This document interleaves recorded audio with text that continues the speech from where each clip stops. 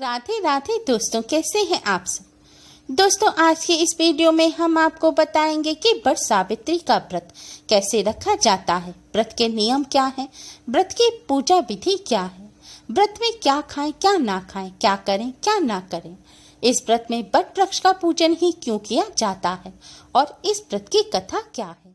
सभी जानकारी के लिए आप हमारे इस वीडियो को एंड तक अवश्य ही देखें। दोस्तों, ज्येष्ठ मास की अमावस्या को वट सावित्री का व्रत रखा जाता है।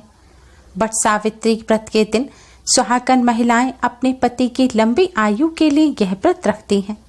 इस दिन वट वृक्ष की पूजा करने से लंबी आयु, सुख समृद्धि और अखंड सौभाग्य का वरदान प्राप्त होता है। दोस्तों, इस बार वट सावित्री का व्रत 30 मई दिन सोमवार को रखा जाएगा। सोमवार के दिन होने से सोमवती अमावस्या का संयोग बन रहा है। शास्त्रों में सोमवती अमावस्या को सौभाग्यदायी तिथि बताया गया है।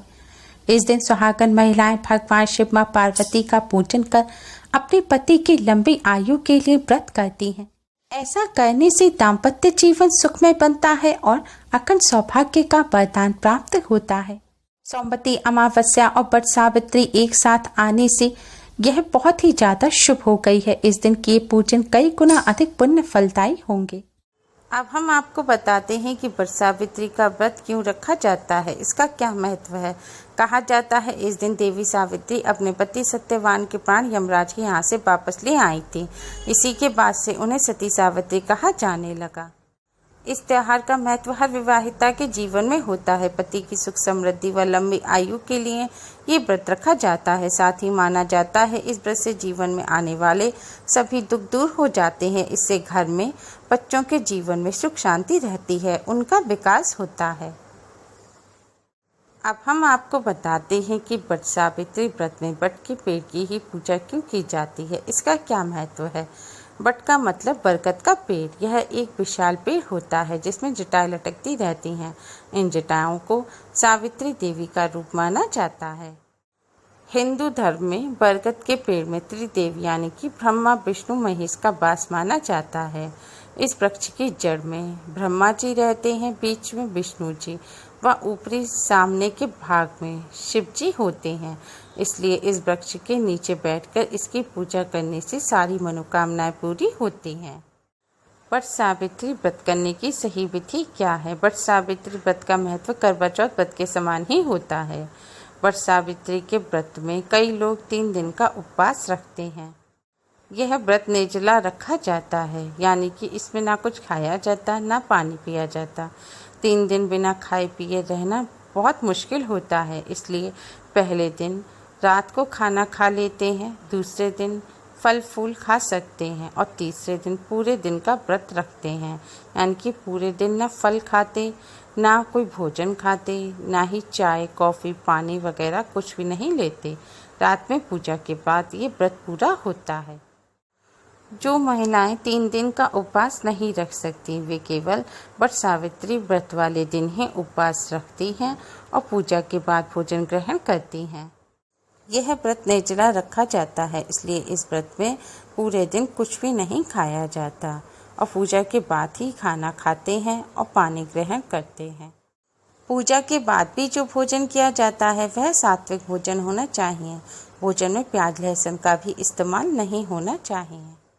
वट सावित्री व्रत पूजन की विधि में क्षेत्र के अनुसार, अलग अलग परंपराओं के अनुसार कुछ अंतर पाया जाता है। वट सावित्री व्रत करने की सामान्य विधि इस प्रकार है। वट सावित्री व्रत वाले दिन स्त्रियां प्रातःकाल उठकर घर की सफाई कर नित्य कर्म से निवृत्त होकर स्नान करके स्वच्छ वस्त्र धारण करके पूरा 16 श्रृंगार करती हैं।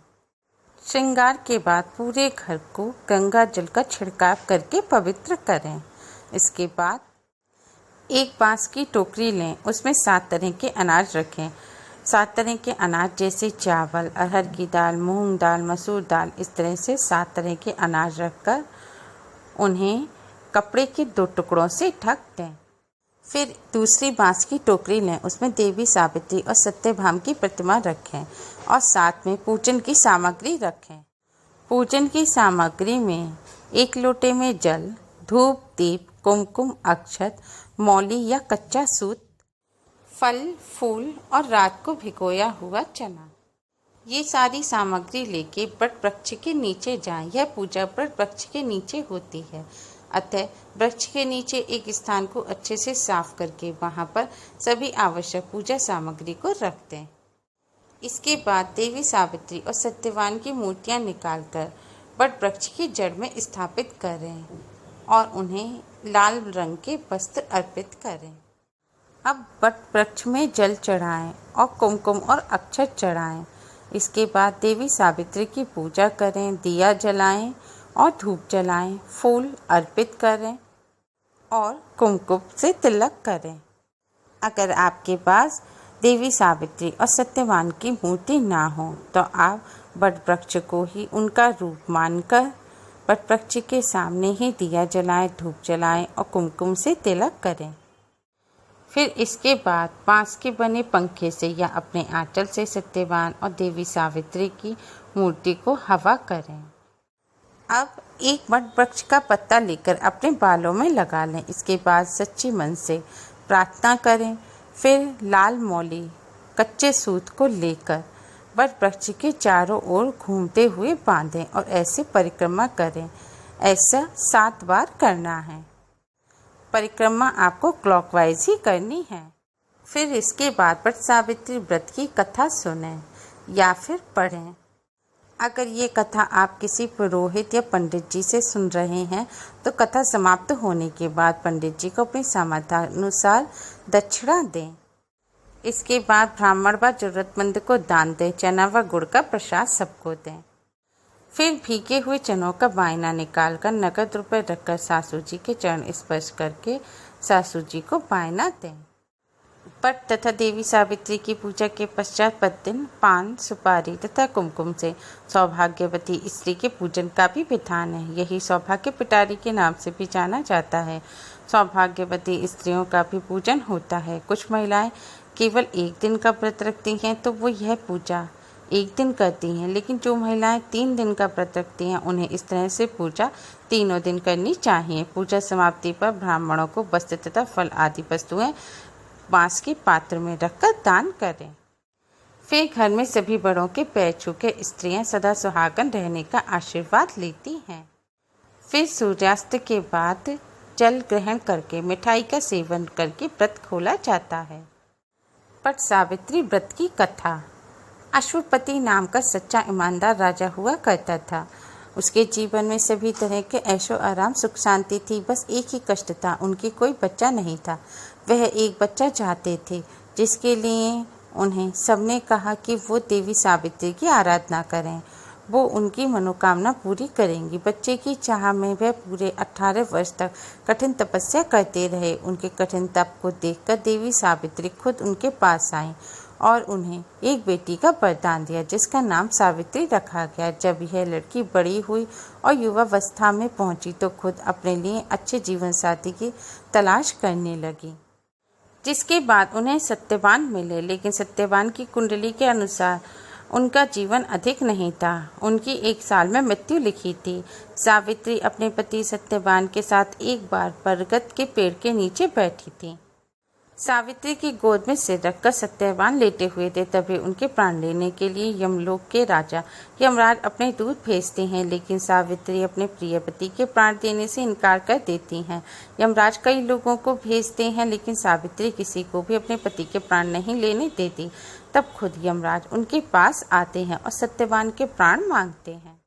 सावित्री के मना करने पर भी उसे उसके बदले में वरदान मांगने के लिए कहते हैं। सावित्री अपने सास ससुर की सुख शांति मांगती हैं, जो यमराज उसे दे देते हैं।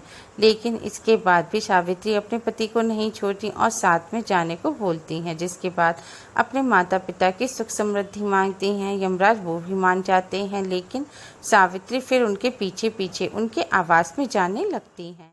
तब यमराज आखिरी इच्छा उनसे पूछते हैं। तब वो उनसे एक बेटा मांगती हैं। यमराज ये भी मान जाते हैं, लेकिन सावित्री इस वरदान के द्वारा यमराज से चालाकी करती हैं।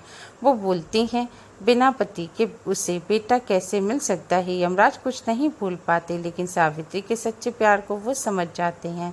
यमराज सावित्री के प्रयास को देख खुश होते हैं और सत्यवान की आत्मा उनके शरीर में वापस भेज देते हैं। इसके साथ ही दुनिया इन्हें सती सावित्री के नाम से जानने लगती है और यहाँ से वट सावित्री का त्योहार मनाया जाने लगा। वट सावित्री व्रत की इस कथा को वट सावित्री व्रत के दिन वट के पेड़ के नीचे बैठकर सुनने से सभी मनोकामनाएं पूरी होती हैं। इस व्रत को करते समय महिलाएं कुछ बात का विशेष ध्यान रखें। महिलाएं वट सावित्री व्रत के दिन काले रंग के या नीले रंग के कपड़े भूलकर भी ना पहने। सौभाग्य के रंग जैसे लाल, पीला, नारंगी इन्हीं रंगों को पहने और इन दिन प्याज, लहसुन, मीट, अंडे का सेवन भूलकर भी ना करें। ये वट सावित्री व्रत से जुड़ी सारी जानकारी थी। अगर आपको हमारी ये वीडियो पसंद आई हो तो हमारी वीडियो को लाइक करना ना भूलें। हमारी इस वीडियो को अपने फ्रेंड्स और रिश्तेदारों में ज़्यादा से ज़्यादा शेयर करें, जिससे वह भी इसका लाभ उठा सकें। और हमारी और भी वीडियोस के लिए हमारे चैनल केएसटी राधे कृष्ण श्रृंगार को सब्सक्राइब करना ना भूलें। Thanks for watching. Radhe Radhe.